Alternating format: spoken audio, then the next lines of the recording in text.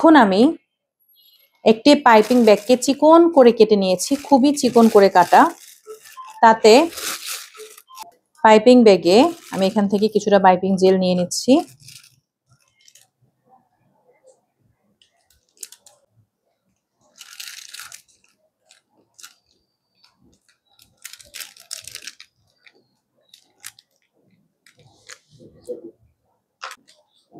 আমি এখানে অল্প একটু পাইপিং জেল ভরে নিলাম।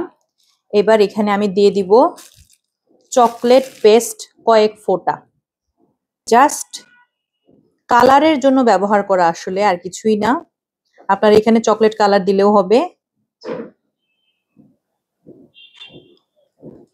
একটু চকলেট পেস্ট ঢেলে নিলাম। এখন আমি পাইপিং জেলের সাথে এটাকে মিক্স করে নিব। এভাবে করে একটু মিক্স করে নেব।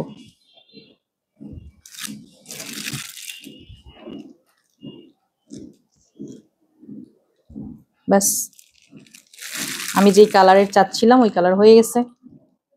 দেখেছেন? অনেকে কেকের গায়ে নাম লিখতে চিন্তা করেন কি কি করবেন, তারা কিন্তু এরকম পাইপিং জেল দিয়ে জাস্ট কালার দিয়ে কেকের গায়ে নাম লিখে নিতে পারেন।